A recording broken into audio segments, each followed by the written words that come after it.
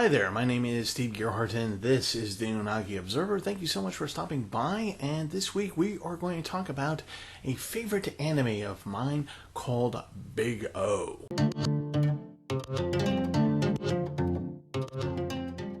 Okay, so let's get into the plot of Big O. Big O is not a mecha anime. It is a giant robot anime. Mecha anime tends to have more of a kind of like a war storylines, or like a police storylines, or the mecha, the technology itself is not necessarily a huge giant robot, but rather a mechanical thing that is piloted, and that's and it's just revolves around that technology. Giant robot is more anime is more along the lines of, oh, here's somebody trying to achieve a thing, and they happen to have this giant robot that they're using.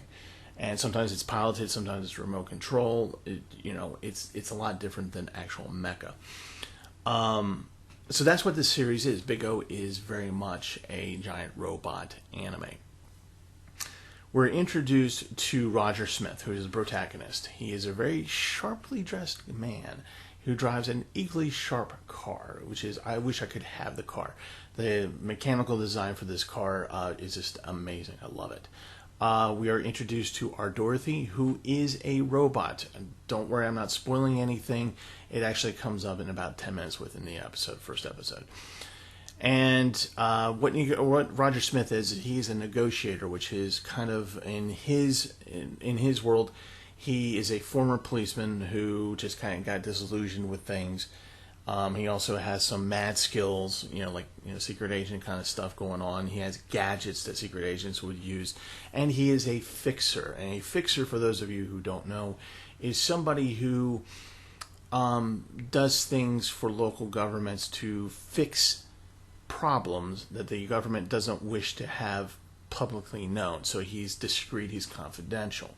And he's all about the money, right? So what's the backdrop here? Well, it's the city that has no name. The city is not named at all during the series. And a curious thing had happened 40 years prior within the anime, which is everybody lost their memory. Nobody knows who they are originally. The current generations who are born after the fact, they're able to make their own lives and do their own thing. But the ones that are older than that, they don't know. They have no idea what happened, and they just built this civilization within this city-state, so to speak. And so that is part of the mystery of Big O, is that they're trying to figure out, or Roger kind of goes on this quest of, eventually, through his investigations of various cases, this issue pops up more and more and more. So with each episode, not only do we get a Monster of the Week kind of thing, but we also get a little step closer as to what happened. Why did this thing happen? It's a very evenly paced anime. It's like I said, there is usually a Monster of the Week. Sometimes it's a monster, sometimes it's another giant robot being piloted by somebody else.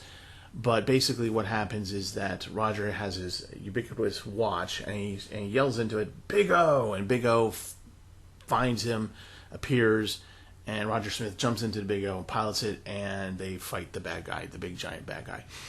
But that's really only in the last 5 or so minutes of the episode. The rest of the episode is Roger Smith being a detective, finding things out, doing stuff, helping people, righting wrongs, fixing things, negotiating. So that is kind of the feel of the series. Now, the style of the animation is very, very nice. It is made by Sunrise and came out in 1999. Interesting little factoid is that in Japan it got really, really low ratings. So after the 13th episode of the first season, it was basically canceled. So when the series creator learned that they were going to be canceled after the 13th episode, they put it on a cliffhanger with the hopes that somebody would pick up Big O and they could continue the series with the next season of 13 episodes, which is exactly what happened. Now, you're going to say when you watch this anime, wow, this looks a lot like Batman, the animated series. Well, there's a reason for that, and that reason is that Sunrise was a subcontractor for Warner Brothers Cartoons.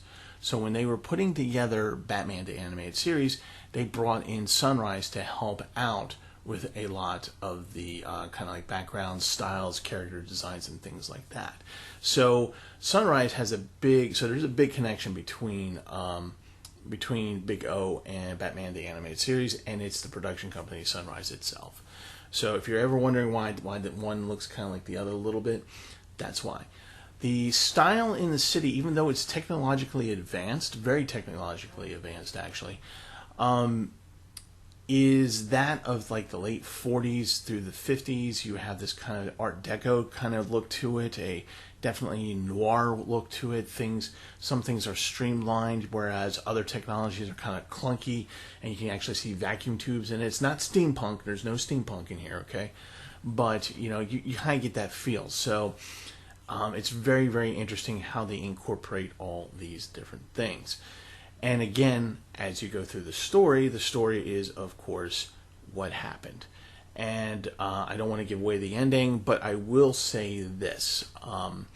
The ending does have a resolution to it. It does have a reasonable resolution to it.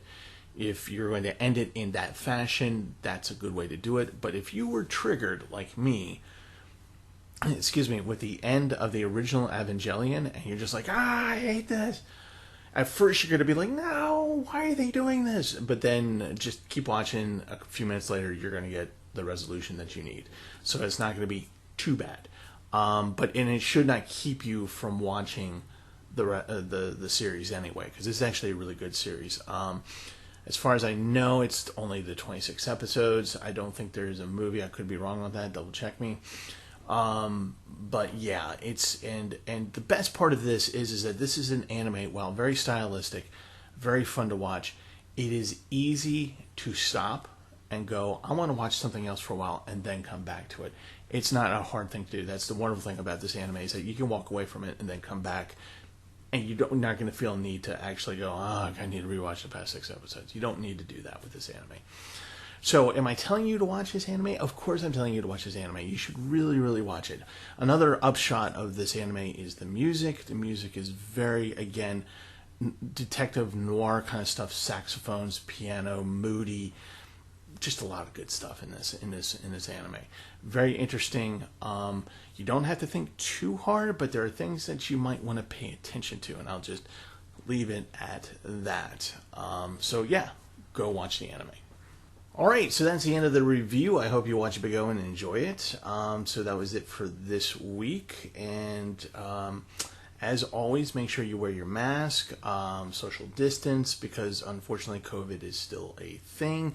Get your vaccination if you haven't gotten your shots yet. And if you're at the point like me where you need to sign up for boosters, sign up for your boosters. I'm doing the same thing, because I had a taste of being at an in-person convention at Gen Con, and I really enjoyed it, and I would love to see you guys at an anime convention. That would be a lot of fun. So please, please, please do what you can so that we can get over COVID, and that you, most importantly, don't get sick. Okay, thanks a lot for watching. See you guys next week. Love you, and have a good one.